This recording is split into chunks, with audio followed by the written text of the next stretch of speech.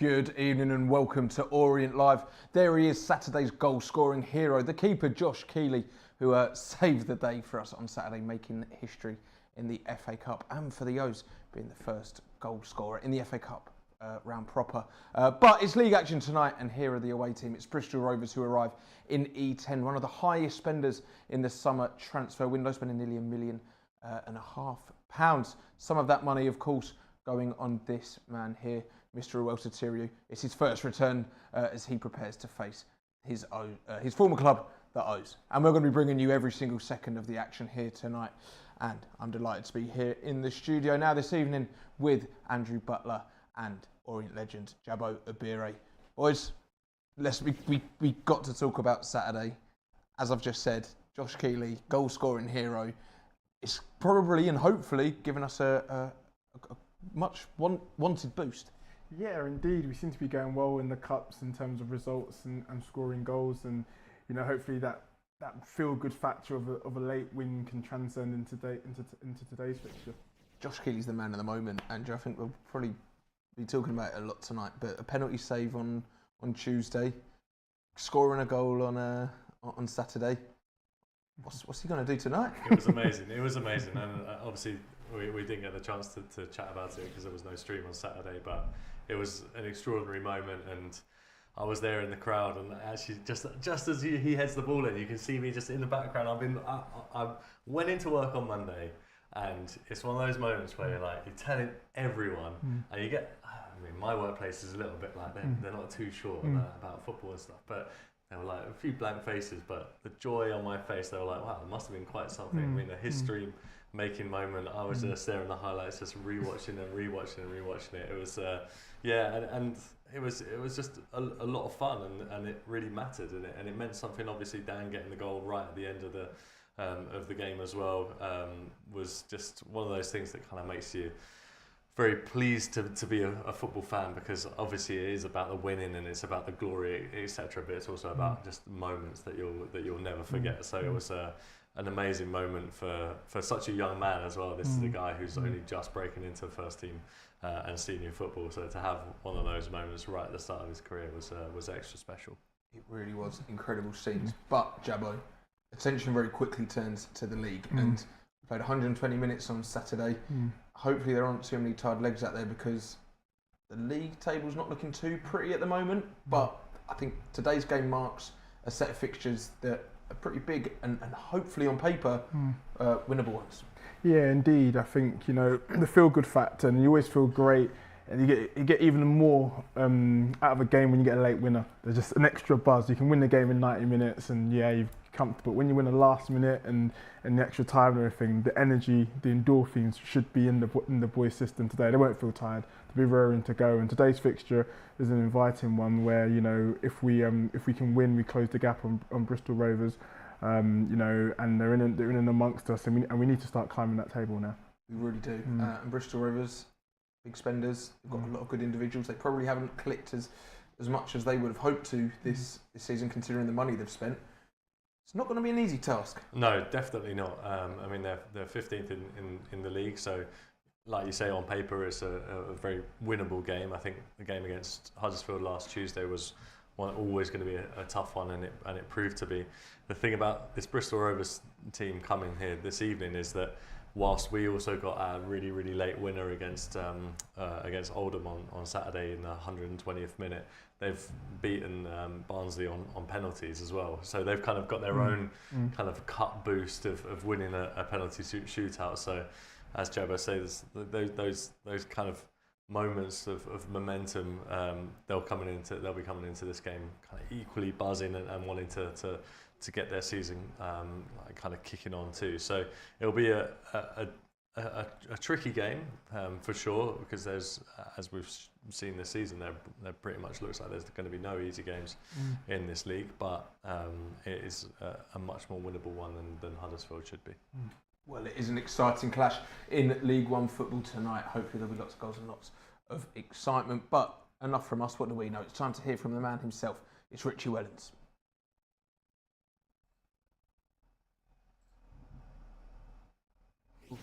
We had so much more possession. We got in the penalty area so much more. We hit the post. We should have had 3 penalties. We only got 1 and missed it. We score a perfectly good goal from a corner. It's cancelled. It's just that, especially the first half, there was too many forward long passes. We lose the duel, and they get a little ricochet that goes from, because we wasn't good up with long balls. So an amazing turn of events of what happened. Obviously,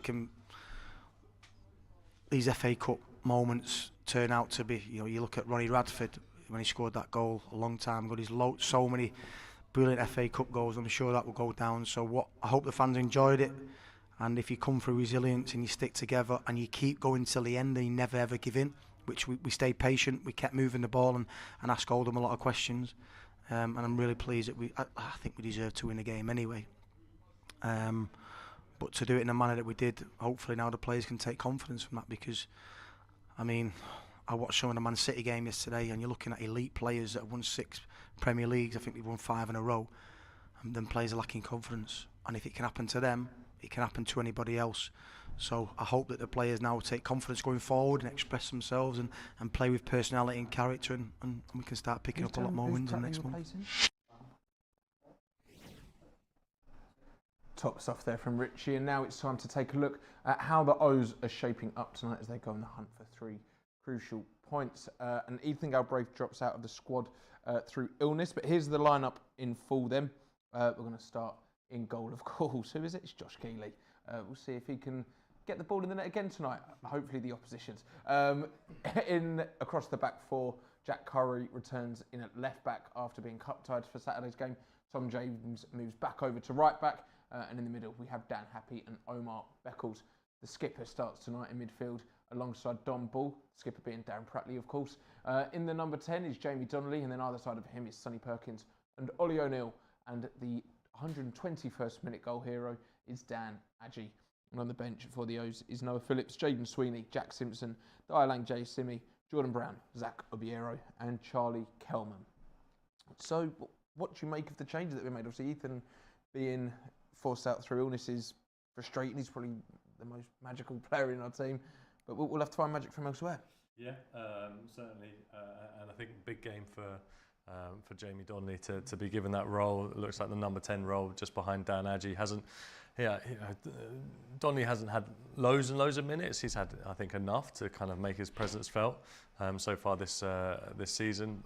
But it's a big game for him to unlock the Bristol Rovers defence. I think that him, Ollie O'Neill, Sonny Perkins, that is kind of an average age of about 20 as well behind Dan Adji. So it is fairly inexperienced, but hopefully the likes of O'Neill, who I thought was fantastic again on Saturday. It was kind of the game plan for the last, I guess, 50 minutes or so was get the ball wide to Ollie and O'Neill and try and drive at the defence, and eventually it kind of paid off. So it's a big game for them. I'm very pleased to see Don Ball starting in the middle with Darren Pratley. I think, given that we've got that kind of youthfulness up top, having 2 kind of Football League stalwarts screen in the back 4 is also quite good and probably will be needed. Let's talk about goals, Jebbo, going forward, because I think that's, especially in the league, that's what Orient could do with right now, a few goals. Andrew's highlighted Ollie O'Neill. Richie highlighted him in the post-match interview on Saturday and said that his performances have had a bit of a lift of late. Dan Adji as well is Dan Adji. But them two, if we highlight them, the ability to drive at defenders, pick up the ball, and come up with some magic. They're the 2 we're looking to, aren't they? Yeah, I think especially today with Galbraith missing as well, I think, the onus is on them to sort of like set the attack and, try and be dangerous and be threatening, which of late they have been, and which is nice to see. With Dan, he's always, getting one-on-one, get him out wide, isolated with someone. We know he can produce something, and can we read that and get in the box at the back end? And I think, we were saying, like Butler was saying just there a moment about Jamie Donnelly in there now. It's his chance to kind of shine, show what he's about, because he's got a great weight of pass. It'd be nice to see him get those minutes, get going, and just today could be a really good game for him. And of course, we touched on it briefly, but being that goal scoring hero on Saturday and getting the winner, yes, it means he got a goal in the 121st minute, but that also means He played 121 minutes. No rest for Dan Happe because he is the talisman, really, isn't he? But hopefully, as you said, that adrenaline should be able to carry him through. Yeah, definitely. When you score the goal, you want to kind of play the next game as soon as possible and try and get on that goal trail and score again and keep that feeling and that momentum going. So, you know, and Dan looks like he comes across like he's a consummate professional. He's on it. He thrives on playing as long as he's not, you know, doesn't get exhausted because he gives it his all. But, you know, he'll be very much up for it and he'll be in like good spirits and confident that, you know, give him a chance, he'll bury it. It'll be an interesting one for him and I think Ollie O'Neill this evening, because both of them absolutely ran their socks off because they had to on Saturday. We'd made our changes, they needed to, but they also looked so fit as well. It was so impressive into the 120th minute. Perhaps against National League opposition, you might expect the League One team to be a bit fitter, but they did look very, very fit on Saturday. My kind of half my mind is also still looking forward, and I know we shouldn't go like too far ahead, but we've got an early kick-off on Saturday as well against Wigan, and these kind of games of 3 games in 7 days, if both Happe and O'Neill make it through 90 minutes today, I'll be pleasantly surprised. For sure. That's enough about going forward, because you've already touched on, Andrew, about Darren Pratley and Don Ball in the midfield.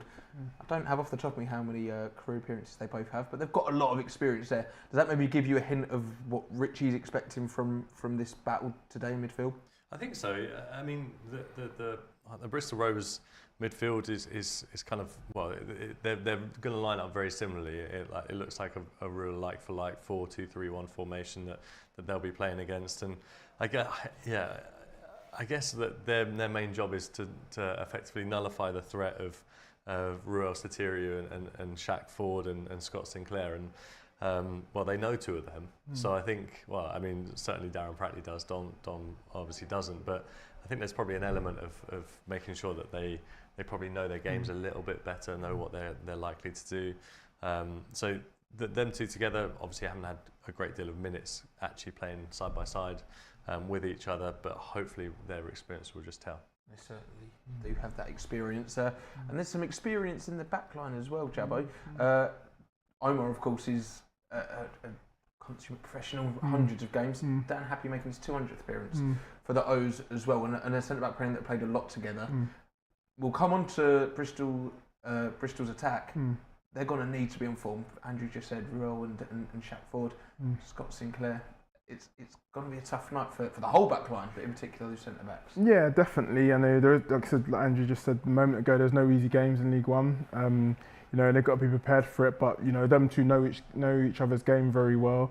You know, they've played together, they've been, you know, got a great chemistry, and, you know, I think they'll be able to handle it as long as they're on it, and, you know, they just make sure they pick up the mark as well and, you know, pass on the information.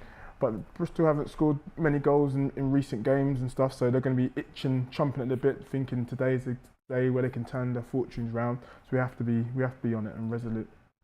We certainly do. Well, don't forget tonight's fixture, as well as being on Sky Sports Plus, is being brought to you here on Orient Live. If you are from the UK and you're watching along live on our YouTube stream, then you can head over to the club website now and pick up a match pass, or international fans head over to the Match Centre and pick up a streaming pass for just £10. The website's on the screen there now. Right then, before we crack on, let's hear from another club legend. It's Mr. Terry Howard. Million miles away. I think obviously the big issue for us is the scoring goals, creating chances. So once again tonight, Bristol Rovers.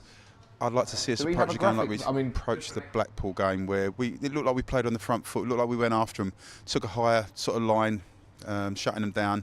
I'd like to see that tonight. And it is 3 wins in our last 4 here, so how much confidence should that give us? Absolutely. Look, we're building up that little bit of momentum here. We're not conceding too many goals here either, although we're not scoring a lot.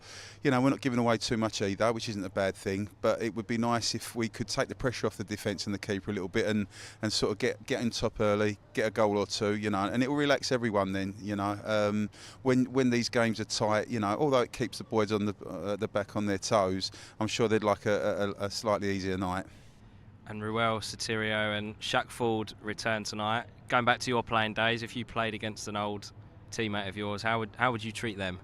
Well, listen, it was slightly different. I remember when Steve Castle left, who was my big mate at Orient, and he went to Plymouth. And I remember we played Plymouth out here, and you don't want your mates getting the better of you, you know. So I'm hoping that the boys tonight were friends with Shaq and Rule.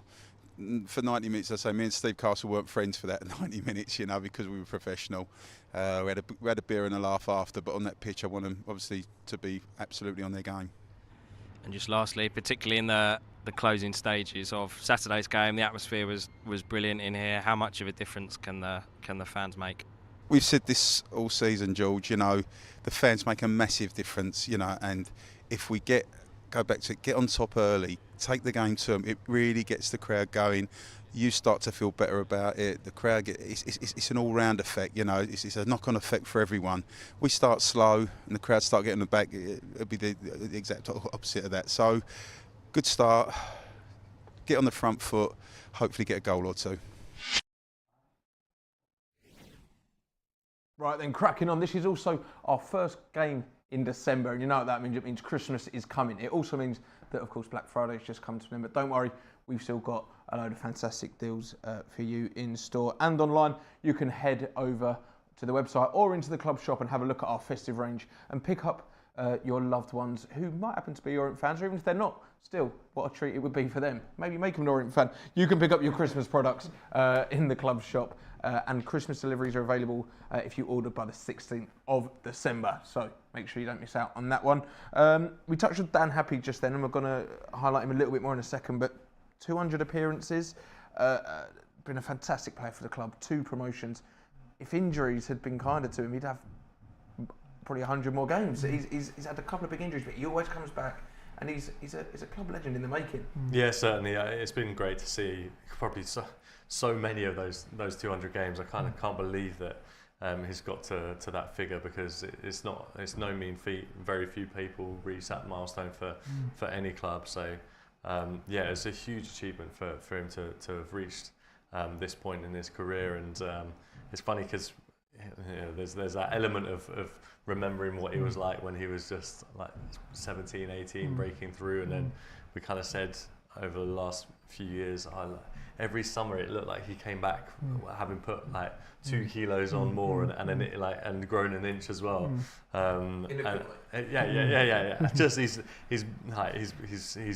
a man now, you know. He's 6'5", proper sturdy defender, but also like kind of lovely modern type of defender where he's very comfortable with the ball at his feet.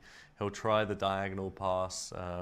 He's got that range of passing which he has actually added to his game in the last few years or so. So yeah, congratulations to him. It feels like there's a special bond between the player when they come through the academy, make their debut as a teenager, play a couple hundred games, get a promotion.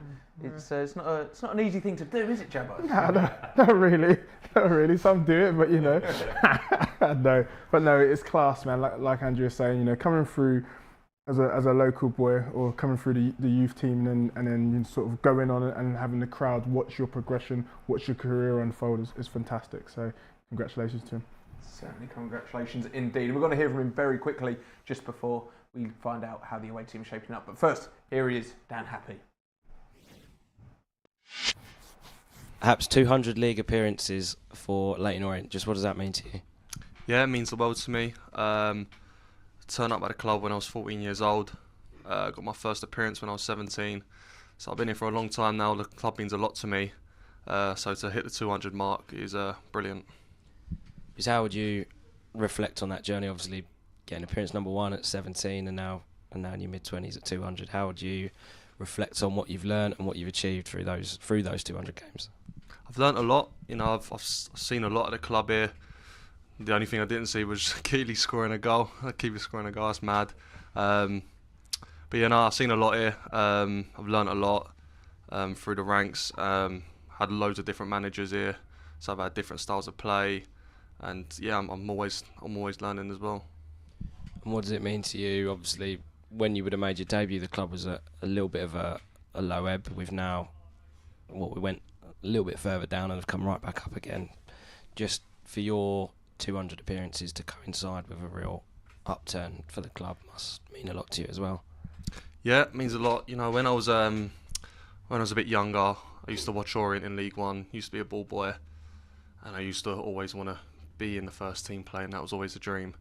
And then once I was coming through, we obviously dropped down the leagues. But now to be back in League One and fighting and staying in this league, that means a lot.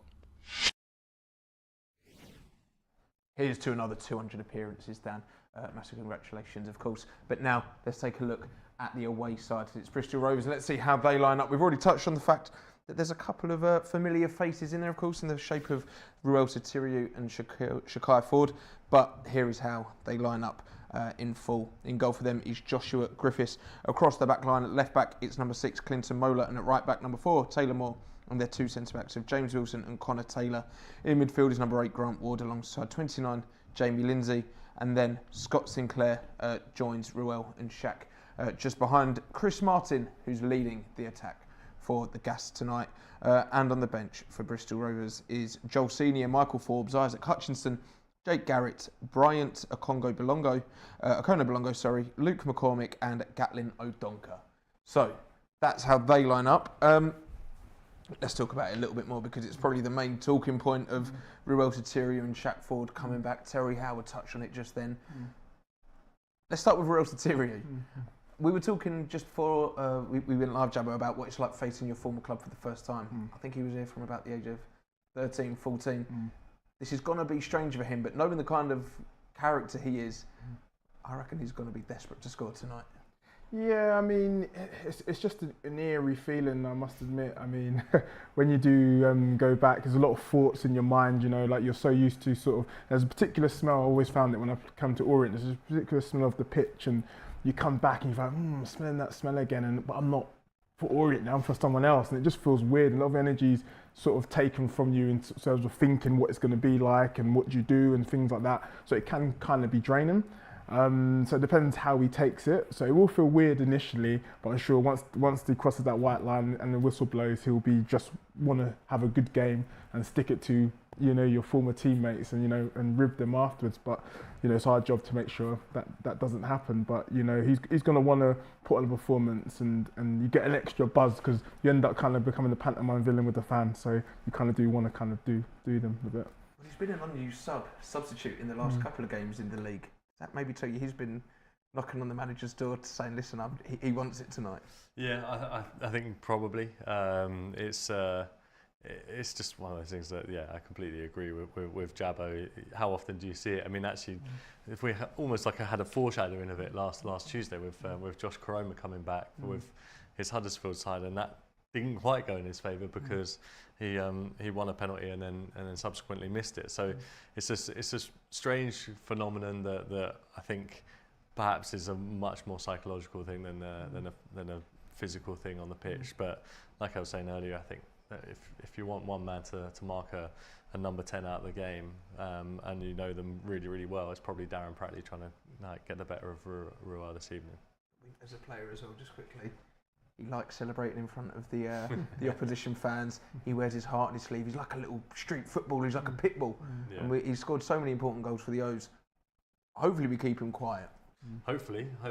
And yeah, if in the unlikely event he does score this evening, I'm intrigued to see what he'll do.